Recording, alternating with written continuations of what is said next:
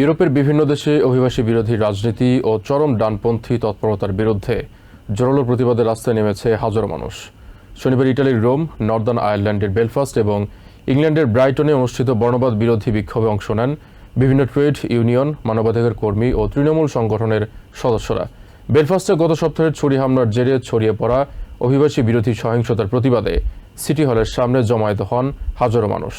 অন্যদিকে ইংল্যান্ডের ব্রাইটনেও পাল্টাপাল্টি সমাবেশে তীব্র উত্তেজনা ছড়িয়ে পড়লে পরিস্থিতি নিয়ন্ত্রণে লাঠিচার্জ করে পুলিশ।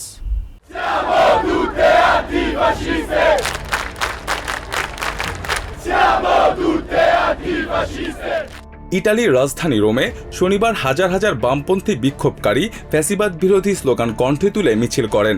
চরম ডানপন্থী গোষ্ঠীগুলোর রিমাইগ্রেশন বা অভিবাসী বিতাড়ন আন্দোলনের বিরুদ্ধে এই বিক্ষোভ অনুষ্ঠিত হয়।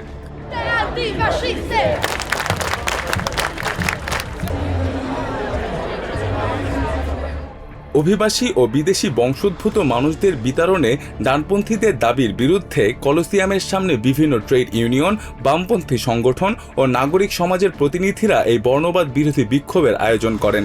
Because we want to say to all the people that say about the immigration policies, we defend our rights with our bodies.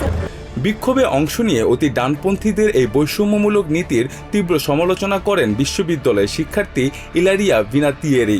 Io sono una studentessa universitaria, oggi come studentesse e studenti universitari abbiamo deciso di venire in piazza perché siamo molto preoccupati per quello che sta succedendo. C'è qualcuno che prova a spiegarci che esistono ragazzi di serie. Communist ফ্রন্টের সদস্য জিয়ানমার্কো চিলেল্লি কয়েকদিন আগে কোসেঞ্জা প্রদেশে জীবন্ত পুড়ে মারা যাওয়া শ্রমিকদের কথা স্মরণ করিয়ে দিয়ে বলেন, প্রতি বছর হাজারো শ্রমিক কাজ করতে গিয়ে মারা যান। এটাই প্রকৃত নিরাপত্তা সংকট।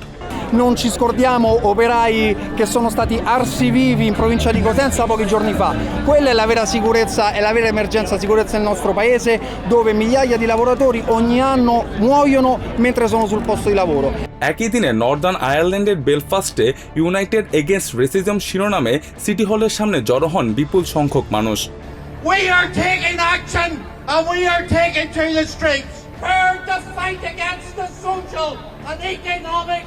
গত সোমবার একটি ছুরি হামলার পর একজন সুদানি নাগরিককে হত্যা চেষ্টার অভিযোগে অভিযুক্ত করা হয়। এর জেরে মঙ্গলবার মুখোশধারী দলগুলো শহরের বিভিন্ন এলাকায় বাড়ি ও গাড়িতে আগুন দেয় এবং জাতিগত সংখ্যালঘুদের লক্ষ্য করে হামলা চালায়। সহিংসতার মুখে থাকা সহকর্মীদের জন্য উদ্বেগ আর নিজের শহরের সম্প্রীতি রক্ষার আহ্বান জানিয়ে ক্ষুব্ধ প্রতিক্রিয়া জানান স্থানীয় বাসিন্দারা। I would appeal to you to think, if this was your mother, your father, your sisters, if these were your own nieces and nephews, how would you feel? Those people are here, they're doing a great job. They are working in our hospitals, in our service industry, and they are more than welcome to be in Belfast. They contribute. And I say to those racists, you're not welcome. This isn't your city. This belongs to everybody. ইংল্যান্ডের ব্রাইটনে চরম ডানপন্থী বিরোধী ও অভিবাসন বিরোধী দুটি পৃথক গোষ্ঠী একই রাস্তার দুই প্রান্তে সমাবেশ করায় তীব্র উত্তেজনা ছড়িয়ে পড়ে।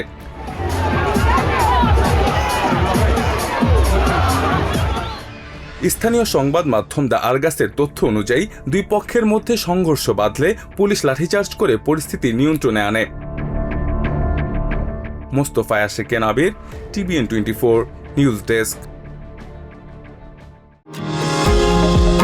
নিউ ইয়র্ক থেকে সম্প্রচারিত TBN 24 টেলিভিশন বিশ্বজুড়ে বাঙালির কণ্ঠস্বর।